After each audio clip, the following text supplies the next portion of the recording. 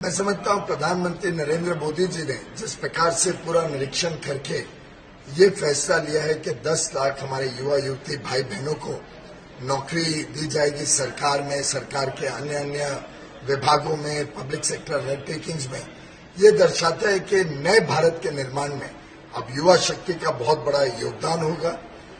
जब युवा शक्ति हमारी सशक्त होती है, जब युवा की क्षमताएं सरकारी कामकाज में आती है तो उसका बहुत बड़ा लाभ होगा। आत्मनिर्भर भारत बनाने के लिए हमारी नई नई PLI स्कीम्स में जो उत्पादन क्षमता बढ़ाने की बात हो रही है। हम देश के प्रधानमंत्री से पूछना चाह रहे हैं, क्या है ये सच नहीं है कि आपने 2014 में देश से कहा था कि मैं हर साल 2 करोड़ नौकरियां दूंगा, तो 8 साल में तो 16 करोड़ नौकरियां आपको देना था, आप भूल गए उसको। और अब आप कह रहे हैं कि मैं 24 में, क्योंकि चुनाव आ रहा है पार्लियामेंट का, और राजस्थान का, मध्य प्रदेश, छत्तीसगढ़ का चुनाव है, गुजरात का, आप कह रहे हैं कि मैं 5-5 लाख नौकरी दूंगा।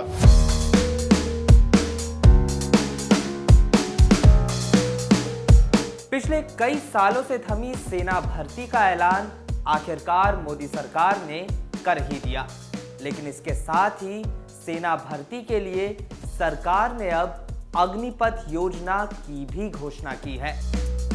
अग्निपथ के तहत भारतीय थल सेना, नौसेना और वायुसेना में अब सैनिकों की भर्ती सिर्फ 4 साल के लिए ही होगी, जिन्हें अग्निवीर कहा जाएगा।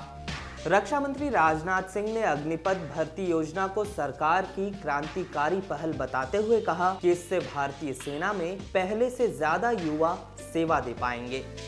इसके साथ ही बेरोजगारी के मुद्दे पर विपक्ष के निशाने पर रहने वाली मोदी सरकार ने अगले 1.5 साल में सरकारी विभागों में 10 लाख भर्तियां करने का भी ऐलान कर दिया।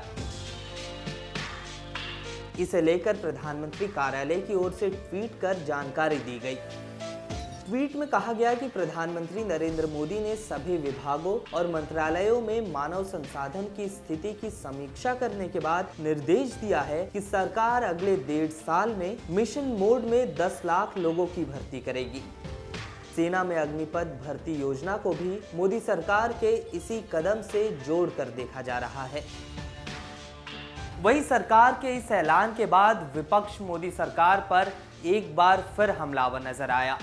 पिछले कुछ दिनों से ईडी की जांच का सामना कर रहे कांग्रेस नेता राहुल गांधी ने सरकार के इस ऐलान के बाद मोदी सरकार को जुमलों की नहीं, महाजुमलों की सरकार बता दिया। राहुल गांधी ने कहा कि जैसे 8 साल पहले युवाओं को हर साल 2 करोड़ नौकरियों का झांसा दिया गया था, वैसे ही अब 10 लाख सरकारी नौकरियों की बारी है।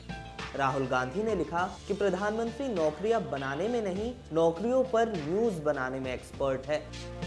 वहीं तृणमूल कांग्रेस के राष्ट्रीय प्रवक्ता साकेत गोखले ने भी मोदी सरकार पर निशाना साधते हुए कहा कि पीएम मोदी को देश में बेरोजगारी का आकलन करने में 8 साल का वक्त क्यों लग गया। इसके अलावा AIMIM प्रमुख अजदुद्दीन ओवैसी ने भी मोदी सरकार के इस ऐलान को घिनौना मजाक बताया। ओवैसी ने कहा कि 2014 से पहले पीएम मोदी ने हर साल 2 करोड़ नौकरियों का वादा किया था, लेकिन 2022 में पीएम मोदी सिर्फ 10 लाख नौकरियों की बात कर रहे हैं।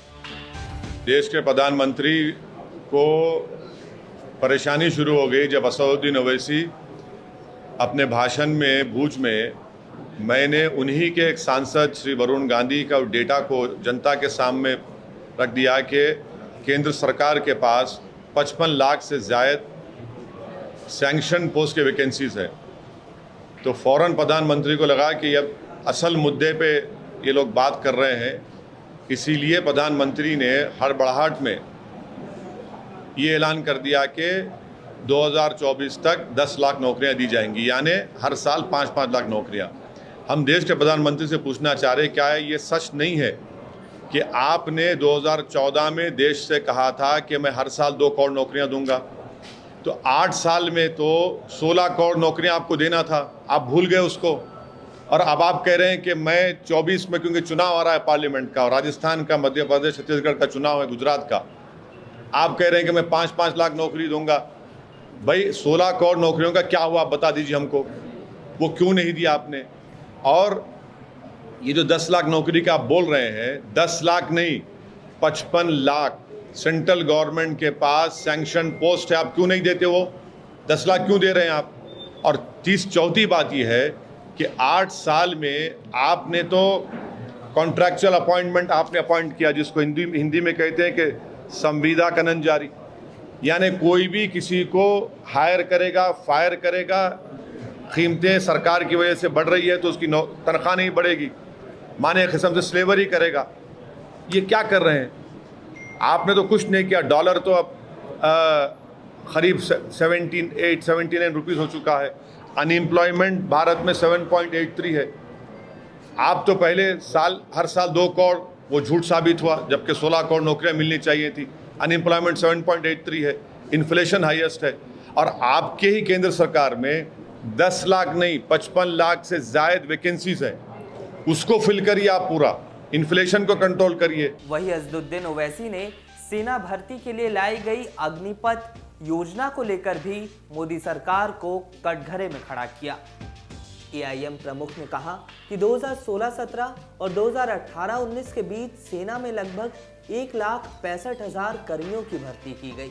ओवैसी के मुताबिक लोकसभा में रक्षा राज्य मंत्री ने बताया था कि सेना ने 2016-2017 में सिर्फ 54,800, 2017-18 में 52,800 और 2018-19 में 57,200 कर्मियों की ही भर्ती की थी।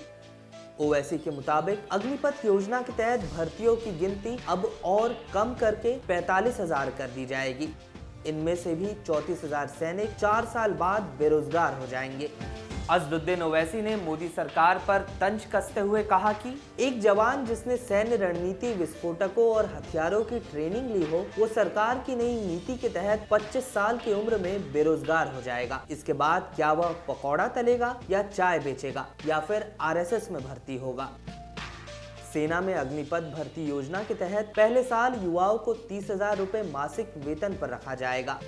ईपीएफ, पीपीएफ की सुविधा के साथ अग्निवीर पहले साल 4.76 लाख रुपए पाएंगे, जबकि चौथे साल तक उनका वेतन 40,000 रुपए यानी सालाना 6,92,000 रुपए हो जाएगा। इस खबर पर हम लगातार बने हुए हैं। आप बने रहिए लोकमत हिंदी के साथ।